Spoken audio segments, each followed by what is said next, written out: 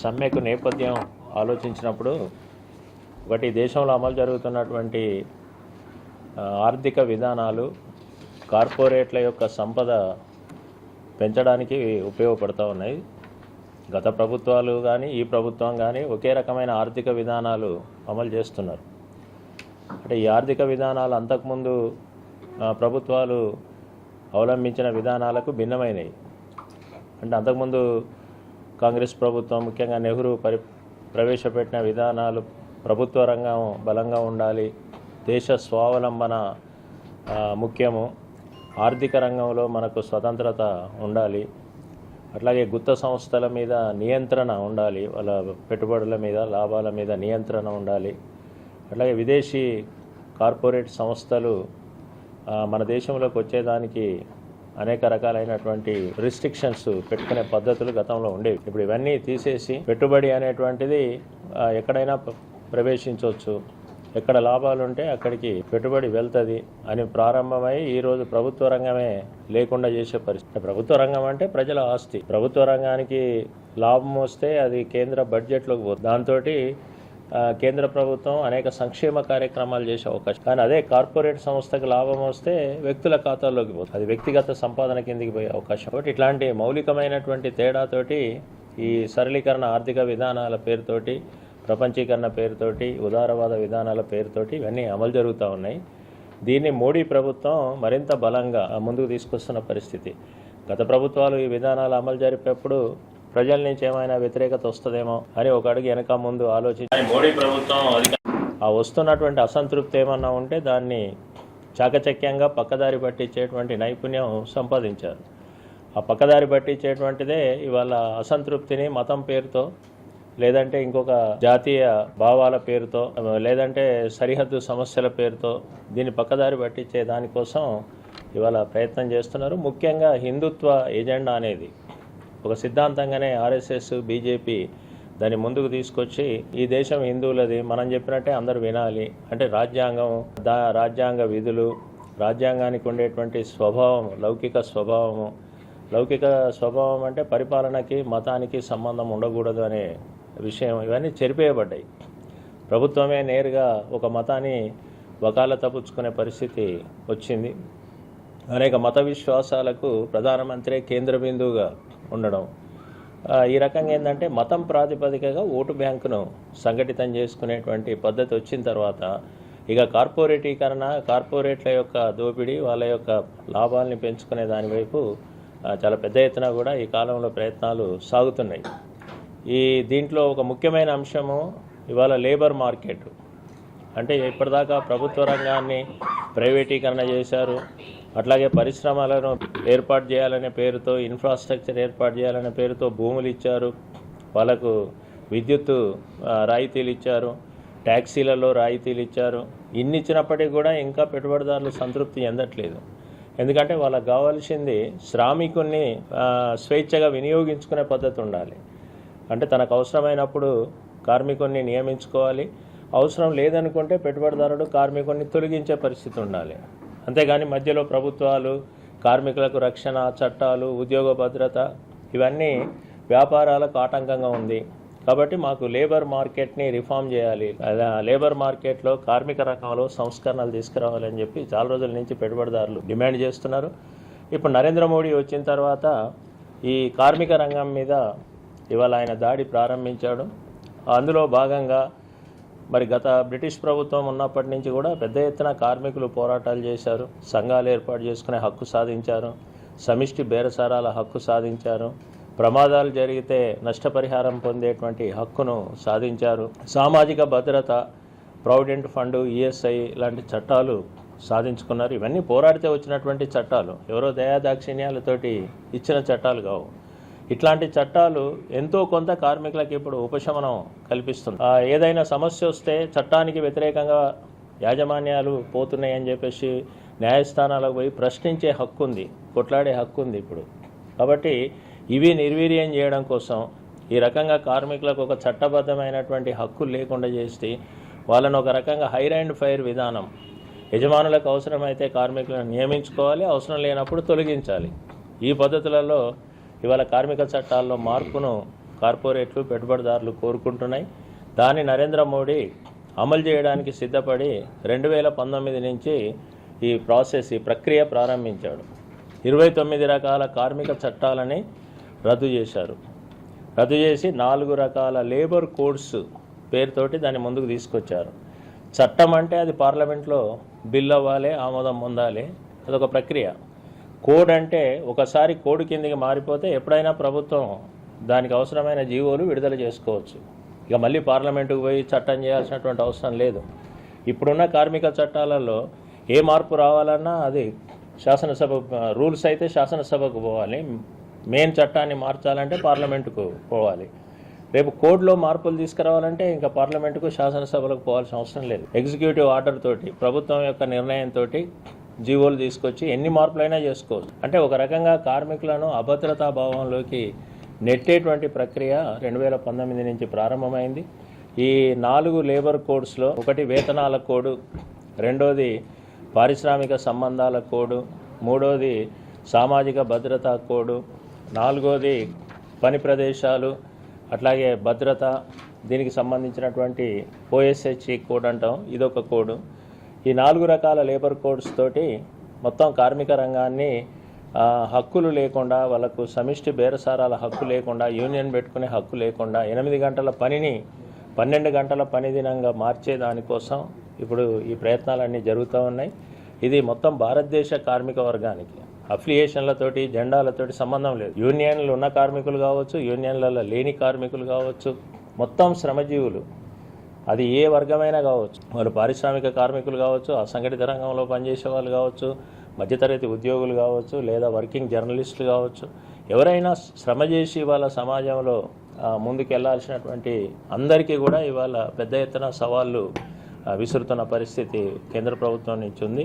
అందుకని దీన్ని సీరియస్గా ప్రతిఘటించాలని చెప్పి మేము CITUగా ఇప్పటికే అనేక రకాల పోరాటాలు, ఉద్యమాలు ఈ 5-6 సంవత్సరాల నుంచి చేస్తున్నాం.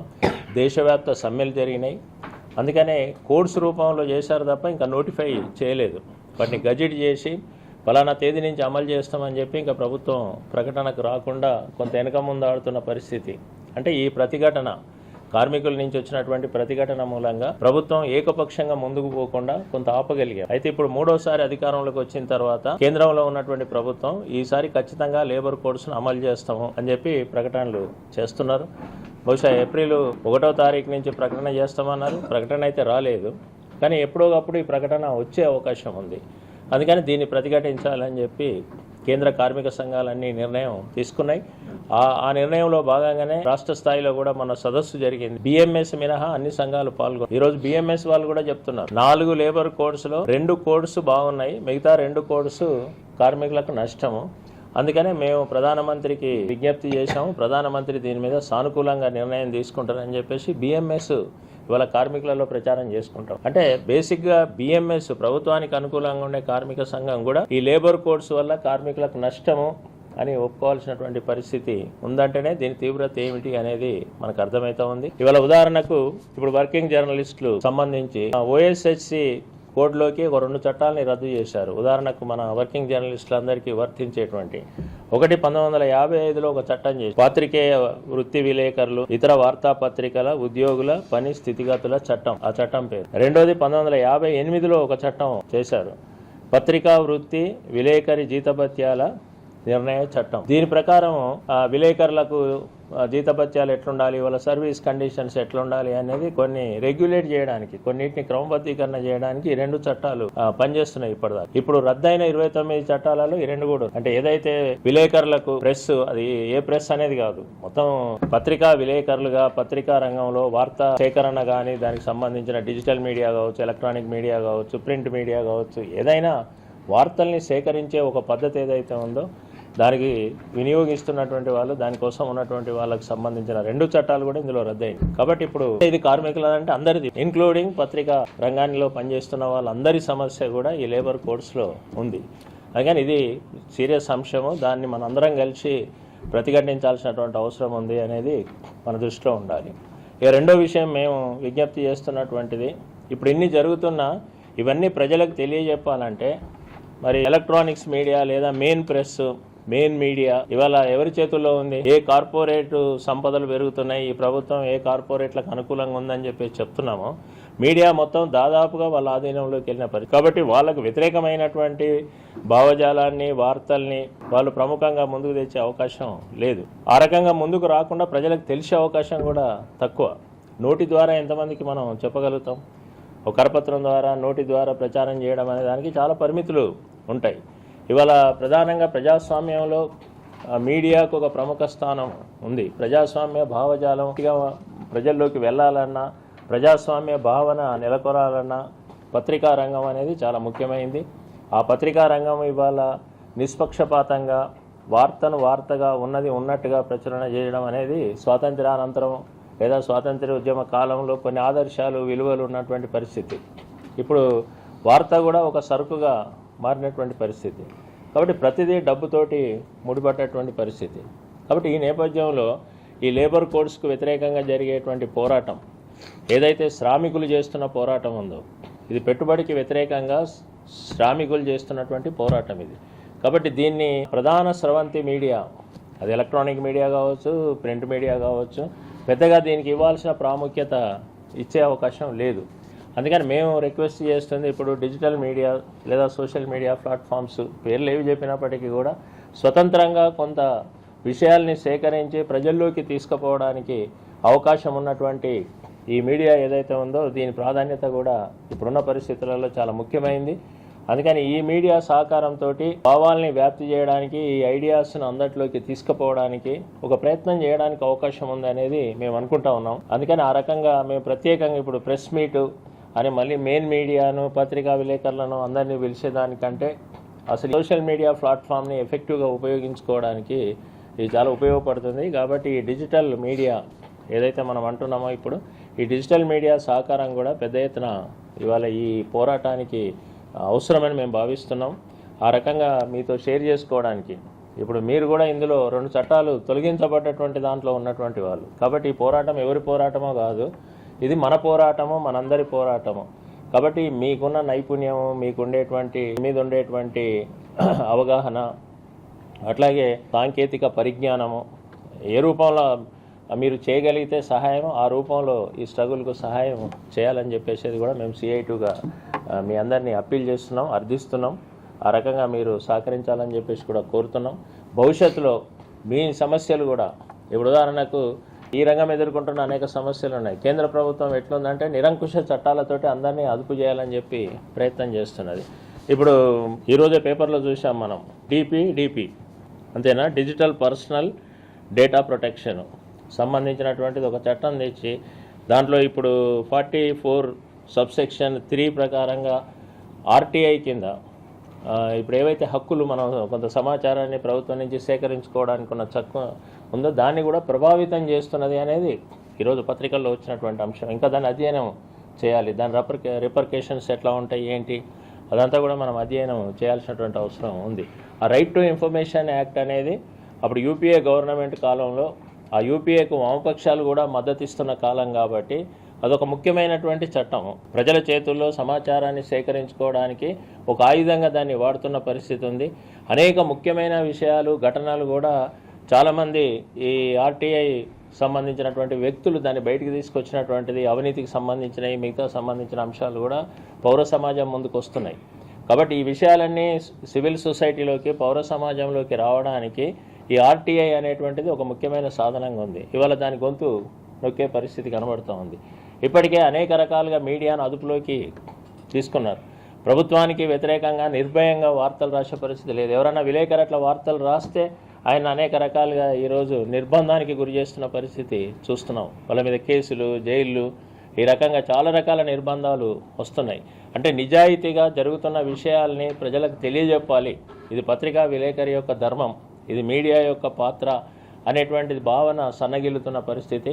అంటే రాజ్యానికి భయపడాల్సిన పరిస్థితి, ప్రభుత్వానికి, పోలీస్ యంత్రాంగం లేకపోతే ప్రభుత్వానికి ఉండేటువంటి ఒత్తిడికి వాళ్ళ తలొగ్గాల్సినటువంటి పరిస్థితులు వస్తున్న నేపథ్యంలో మరి ప్రజాస్వామికవాదులం, ఒక అభివృద్ధిని కోరుకునేటువంటి వాళ్ళం, అట్లాగే వర్కింగ్ క్లాసు సమస్యలు ఏమున్నాయో అవన్నీ కూడా ఒక స్ట్రగుల్ ద్వారా, ఒక పోరాటం ద్వారా, ఉద్యమం ద్వారా అవి పరిష్కారం కావాలి అని చెప్పేసి భావించే వాళ్ళం.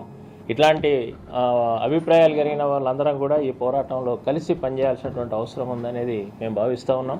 కాబట్టి ఒక వర్కింగ్ క్లాస్ ఆర్గనైజేషన్గా మేము మీరు వేరు మేము వేరు అనుకోవట్లేదు. అందుకని ఆ రకంగా ఈ సమస్యలన్నింటినీ కూడా సమ్మిళితంగా వీటినన్నింటినీ కలిపి ముందుకు తీసుకుపోవడంలో మీరందరూ కూడా సహకరిస్తారని చెప్పేసి కోరుతూ, ఈ లేబర్ కోడ్స్ మీద తగినంత ప్రచారం రావాల్సిన అవసరం ఉంది. ఒక్కొక్క కోడ్, ఇప్పుడు ఈ 4 కోడ్స్లో ఏ కోడ్ ఏ రకంగా హాని చేస్తూ ఉంది అనేది మెటీరియల్ కూడా ఉంది చాలా వరకు. దాన్ని ప్రజల్లోకి విస్తృతంగా తీసుకెళ్లడానికి, వర్కర్స్లోకి విస్తృతంగా తీసుకెళ్లడానికి, ఆ రకంగా ప్రభుత్వాన్ని డిఫెన్స్లో పెట్టడానికి, ప్రభుత్వం దుర్మార్గంగా వ్యవహరిస్తుంది అనేటువంటి ఒక సమాచారాన్ని, భావజాలాన్ని ప్రజల్లోకి తీసుకుపోవడానికి అవకాశం ఉంది.